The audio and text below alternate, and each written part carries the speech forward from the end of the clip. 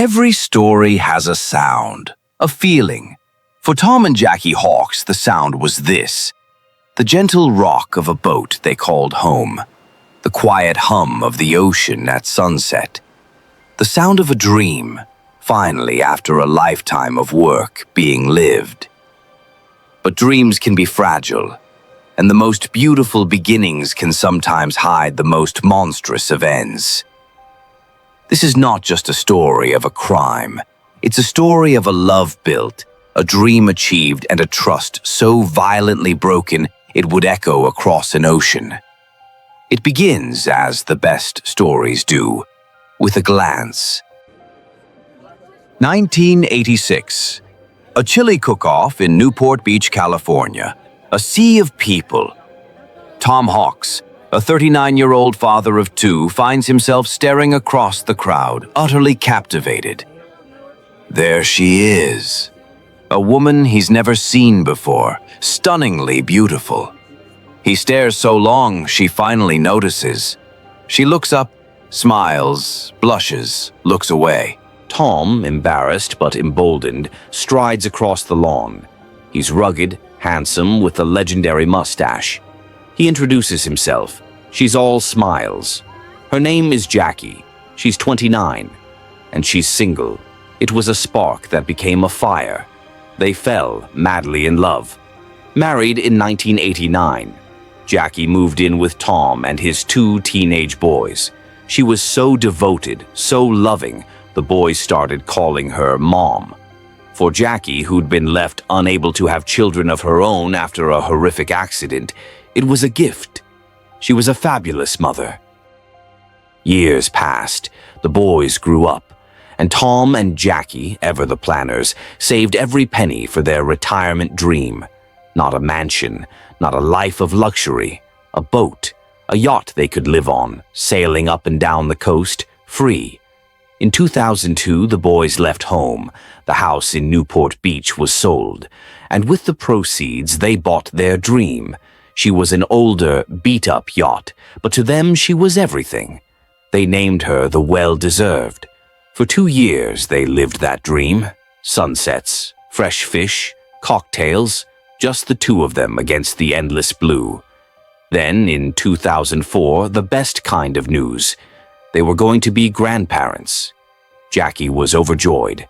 Immediately, they decided to sell the yacht, to buy a house on land, to be close to their new grandchild. In November, they placed an ad. Almost immediately, they had a buyer. A young couple, Skylar and Jennifer DeLeon. Tom and Jackie called their sons, thrilled. The sale would be final in a couple of days. They'd be in touch soon, but that call never came. Days of silence, unheard of for Tom and Jackie. Their sons worried. Their brother, Jim Hawks, a man who knew a thing or two about trouble, being a retired police chief, got in his car and drove to the Newport docks. A bad feeling was settling in his gut. He found the Well-Deserved. From the dock, Jim could see it. Something was wrong. This wasn't his brother's boat. Not really.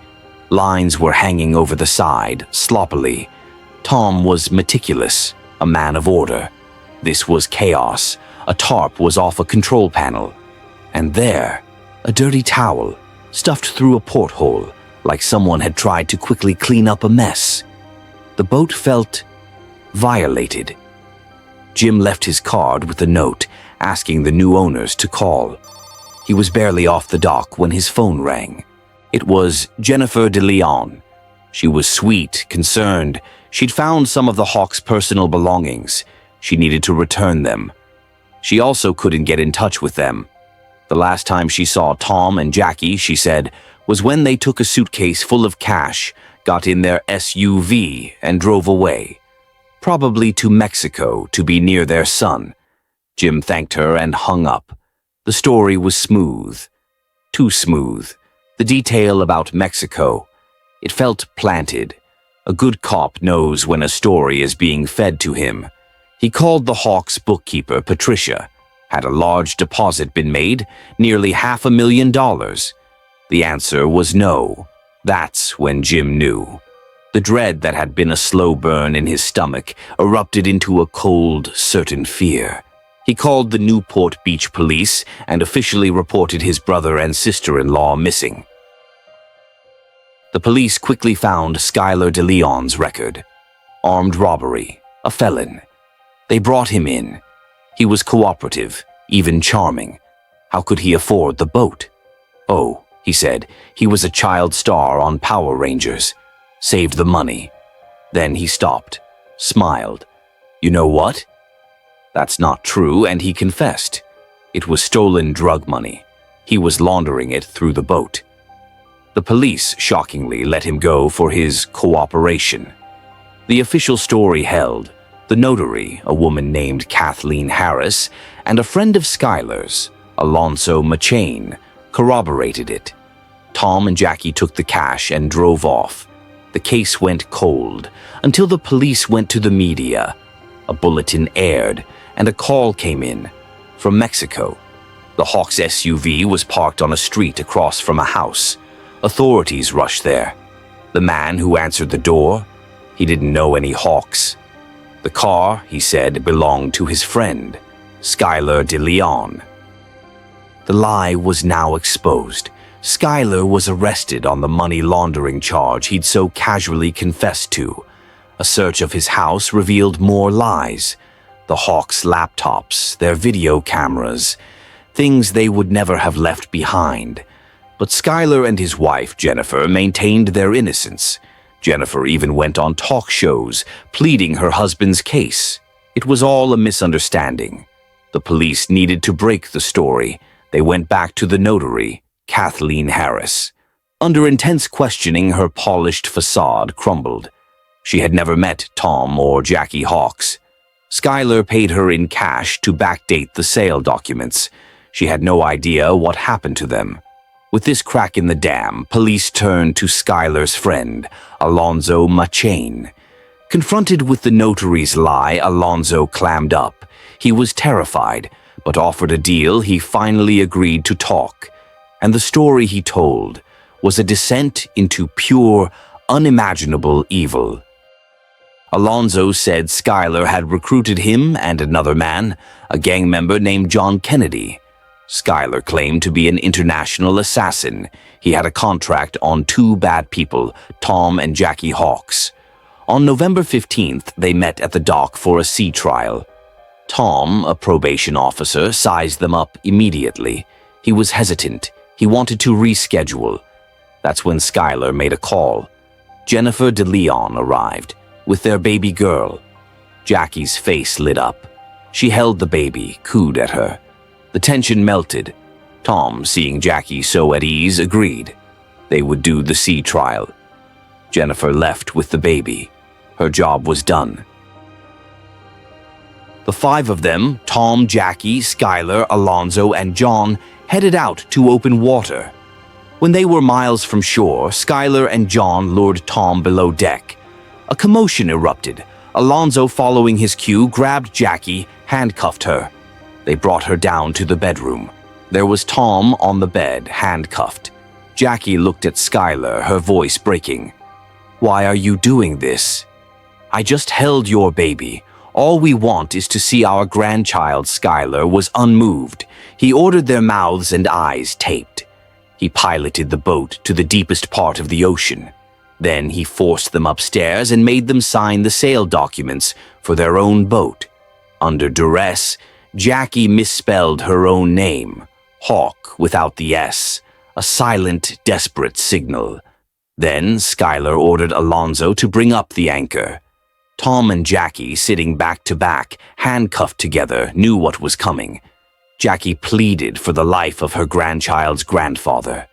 Tom, in a final act of defiance, broke free and kicked Skylar hard. But he was quickly subdued. Skylar took the long chain attached to the heavy anchor. He fastened the end of it to their handcuffs. He lifted the anchor, and he threw it overboard. The chain screamed as it was pulled taut, yanking Tom and Jackie towards the edge.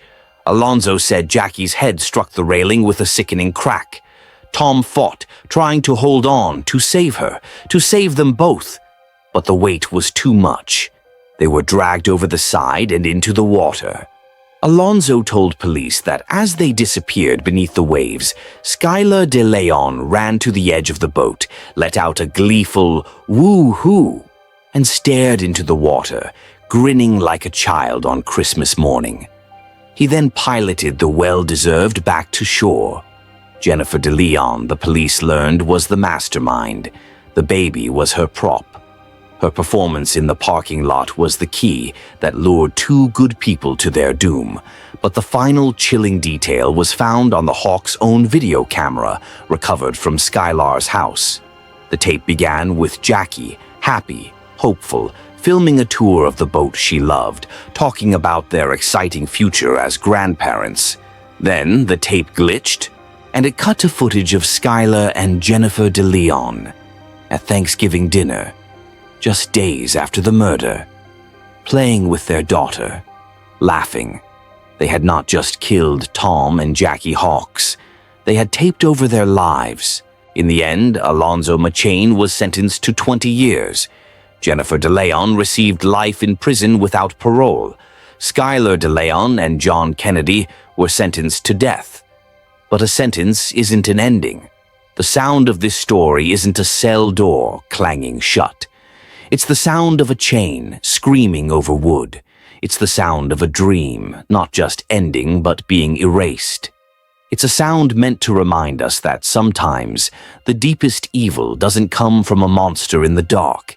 It comes with a smiling face and a trusting hand and the offer of a dream on a boat called the Well-Deserved.